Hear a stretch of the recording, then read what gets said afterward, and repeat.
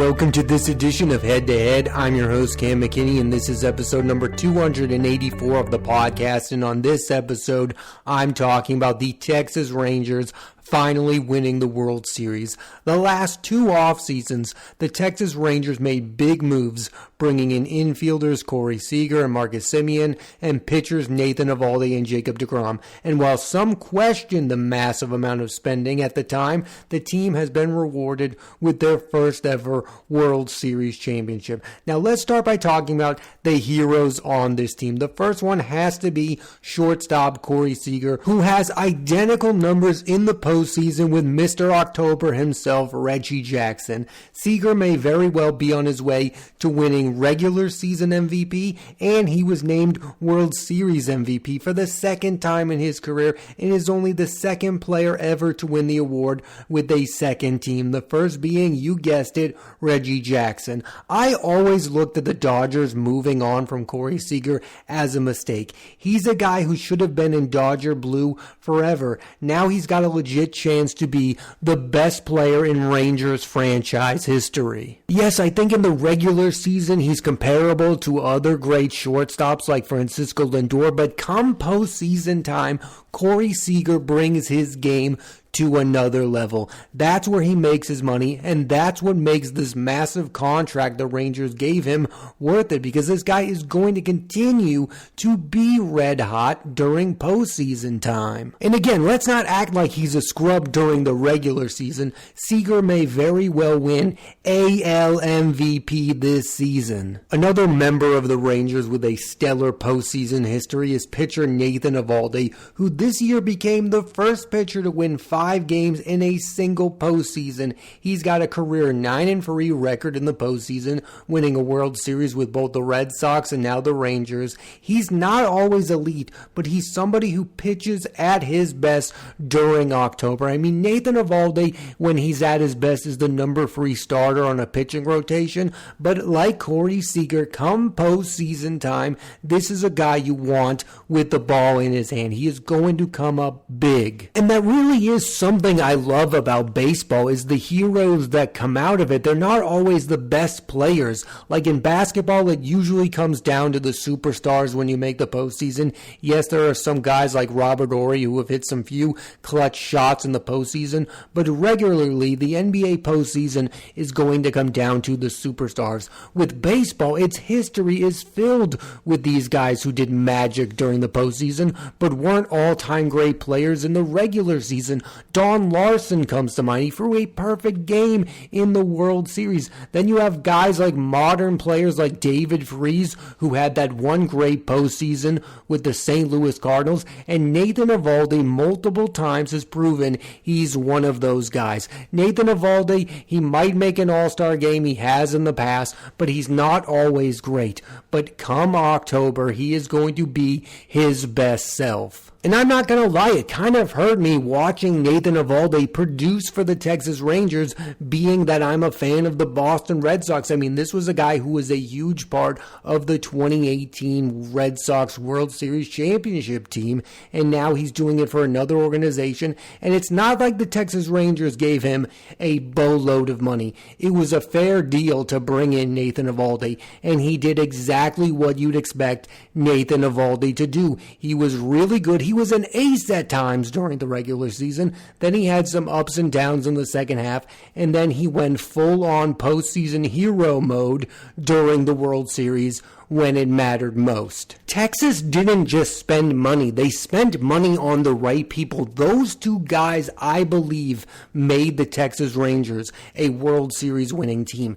Bringing in Corey Seager, who had done it before, and bringing in Nathan Eovaldi, who's done it before. I believe this is an underrated thing in modern sports. Just having winners on your team. Corey Seager, I mean, how many teams was he on with the Dodgers that made the postseason? He had been there every year. He had been a World Series MVP. Nathan Eovaldi had pitched for the Red Sox and Yankees. He's not afraid of the big stage. Bringing in winners matter. Then you have outfielder Adolis Garcia, who at one point this postseason hit a home run in 5 consecutive games. He's a classic slugger who played his best best on the biggest stage. He, to me, at one point, was an MVP candidate during the regular season. He was a young rising star who perfectly fit with what the Rangers were doing all season long. The Rangers had a great mix of veterans to go along with young talents like Adolis Garcia, Jonah Heim at catcher, Josh Young at third base, who made the All-Star game. I mean, they had the perfect mix. It's not all about one thing. It's not like you can win by just paying players like what the Mets and the Padres tried to do. You can't do that. You have to mix in homegrown talent, and that's exactly what the Texas Rangers did. And what did it produce? A World Series championship winning team. I also have to talk about the man at the helm, Bruce Bochy, who now has won the World Series 4 times, 3 for the San Francisco Giants and 1 for the Texas Rangers. People should have made a bigger deal when he came out of retirement to manage the Rangers. The minute he became their manager, I started to look at them and take them seriously. I thought they were a legitimate contender the minute they did that. Yes, when they signed Corey Seager and Marcus Semien, I thought that was nice. When they brought in Jacob deGrom, I thought that was nice. The minute they brought in Bruce Bochy, I was like, oh, there's something going down in Texas. And what's most impressive about Bruce Bochy is all 3 times he joined organizations, they were kind of during down periods. The San Francisco Giants hadn't won in a while. They had just gone through the Barry Bonds stuff, and he turned them around and turned them into winners. His first job with the San Diego Padres, they were a team that wasn't consistent, and he got them to the World Series in 1998. He didn't win it, but he got them there. And then you have the Texas Rangers, who absolutely no one viewed as a legitimate contender, and here he is winning his 4th World Series with them.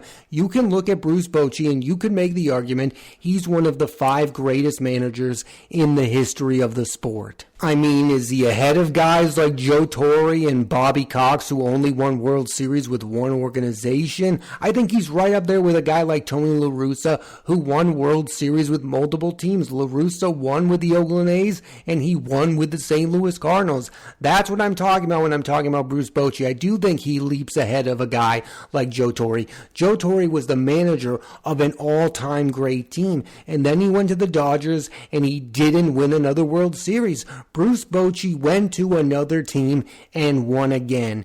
That puts him ahead of certain managers on that all-time list, in my opinion. It also has to be said he won these World Series with teams that were never the favorites. The Giants won 3 times, yet every time they won, we were kind of surprised. Yes, they had really good players in Buster Posey, Pablo Sandoval, Madison Bumgarner, but I don't think any of those players are going to be thought of as all-time greats. I think Buster Posey will struggle to make the Baseball Hall of Fame. I don't think he's a sure thing to be thought of as an all-time great catcher. He's a great talent, but he didn't do it for a super long time. And moving forward, I think we'll respect this Texas Rangers team a lot more than we did, but in the moment, nobody really respected them as a legitimate contender. Again, they had Corey Seager, but he's the kind of guy that kind of gets lost in it all because there are other star shortstops who are comparable, but he's just a guy who plays out of his mind during the postseason. I have a theory as to why nobody heading into this season believed in the Texas Rangers, and it's because of the spending they did with Corey Seager and Marcus Semien, and then again with Jacob deGrom. I feel like when people look at the Texas Rangers spending money, all they think about is what happened with Alex Rodriguez. We all know that the Texas Rangers at the time gave A-Rod the biggest contract in the history of the sport, and it did not end up working out for the organization. A-Rod only spent 3 seasons with the Rangers, and then the team had to trade him away to the New York Yankees. I believe a lot of people thought that history would repeat itself, that Corey Seager wouldn't spend his entire career with the Rangers, or that Marcus Semien wouldn't spend the entire contract with the team, that in the next few years the team would be very bad, and then they would have to trade these pieces away. And I understand why you felt that way, because that's how a lot of people feel about the Texas Rangers, that they're the team that when they spend a lot of money, they're like the Marlins to a certain extent. The Marlins gave Giancarlo Stanton that big deal only to trade him away very soon after. It's also worth noting that this isn't the first time the Rangers have had success in the postseason. Yes, this is the first time they won the World Series, but it's not the first time they went there. So let's go back and talk about postseasons past. In the 2010s, the Rangers had a core that included outfielder Josh Hamilton, who went from bust to being one of the best players in the league, third baseman Adrian Beltre, who took his game to the next level with the Texas Rangers, Elvis Andrus and Ian Kinsler, who formed an elite infield duo, outfielder Nelson Cruz, whose power became so prominent he became known as Boomstick, and longtime Ranger and one of my favorite players of all time, Michael Young, and they were managed by Ron Washington. Together, that group went to 2 World Series, twice in 2010 where they lost to Bochy's Giants, and the next year in 2011 where they were a strike away from winning against the Cardinals, but heroics from St. Louis third baseman David Freese ruined their chances. They are one of the best teams not to win at all. I mean, that team was stacked and was really fun to watch. I mean, they had star power, they had emerging stars, they had young talents. Ian Kinsler was right up there with Dustin Pedroia as one of the best second basemen in the time period. And I do believe people forget how big a star Josh Hamilton was. I mean, what he did during the home run derby was huge. He was one of the big faces of all of baseball, and the Rangers brought him out of obscurity and turned him into a major star. They gave him a second chance. It was an all-time great sports story at the time. But over the years, that team broke up after not winning the World Series. They weren't as consistent, and that team broke up. Ian Kinsler went to the Tigers. Hamilton went to the Angels. Michael Young retired. Nelson Cruz has been on a bunch of teams. People forget how good of a core the Rangers had during those 2 trips to the World Series. Getting back to this year's Rangers team, one thing I loved about them this year is what they did during the trade deadline, adding 2 pitchers, Jordan Montgomery, who was super consistent down the stretch and is going to get a very decent contract this offseason, and Max Scherzer, another guy who had won a World Series before. That is something I think is super important to this team winning. They had 3 guys who had been there before. Corey Seager with the Dodgers, Nathan Eovaldi with the Red Sox, and Max Scherzer with the Nationals. I mean, think about how many big games these guys have played on. Young talent isn't going to get the job done alone. They need experienced veterans, and that's what the Rangers had in boatloads. And that's why I believe they ended up playing very well during October, is because they had guys who had been there before. We all know what happens when a team like the Texas Rangers come out of nowhere and end up winning a World Series. We ask the question, are they a one-off, or are they a team that's going to do it again? And I look at this team, and yes, on paper, I do believe they're going to improve. Josh Young is a young player. Jonah Heim is a young player. Adolis Garcia is a young player. Those 3 guys are going to continue to get better as the years go on. I believe Adolis Garcia is a future MVP award winner. He's a guy who plays great on the big stage. I think he's going to hit 50 home runs one of these years and win the MVP. For the success of next year's Rangers team, I'm looking at a guy in Jacob deGrom. They gave him a massive contract. Now, he wasn't healthy. He only pitched in a few games this year, but if he comes back next year and is the same Jacob deGrom, that is a huge add to this roster.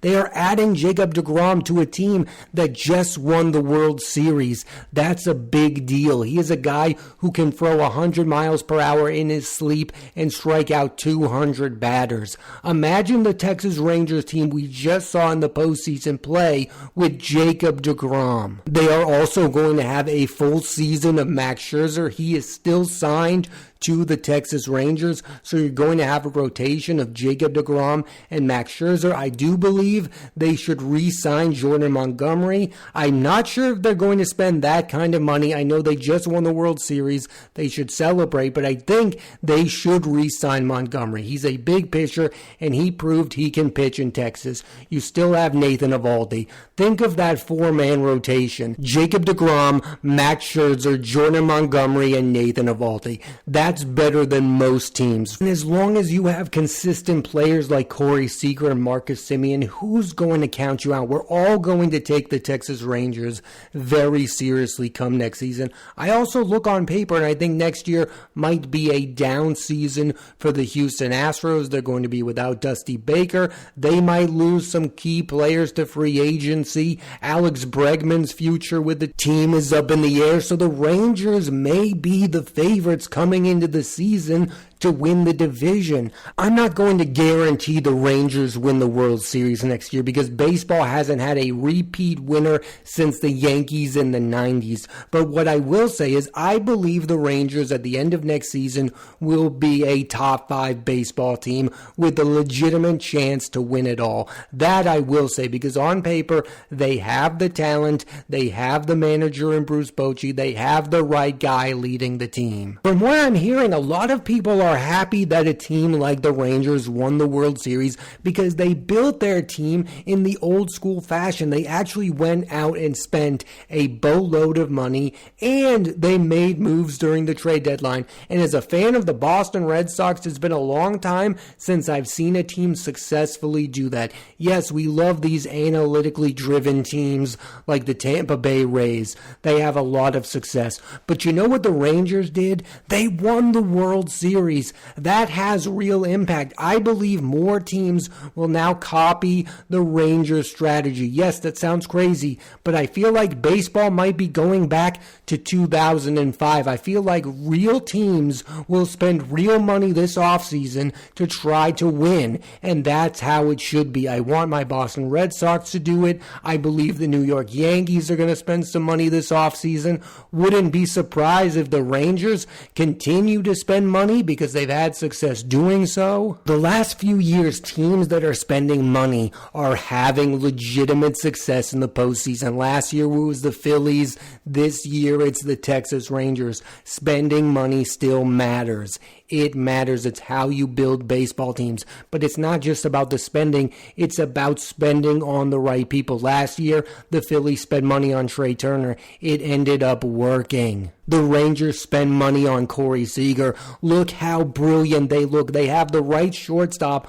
for the next decade. Yeah, when Seager left the Dodgers, it was like no big deal. This is the Dodgers we're talking about. They'll find somebody to replace him. Well, it simply hasn't happened. Since leaving, Corey Seager has won the World Series and the Dodgers haven't. We're not talking about the regular season. The Dodgers might win 100 games every season for the next 5 years. The difference is Corey Seager plays his best during October, and that's something that not a lot of those players on the Dodgers exactly do. I believe that's the lesson that teams should learn from the Rangers. It's not about the spending. It's about spending money on players who have won before.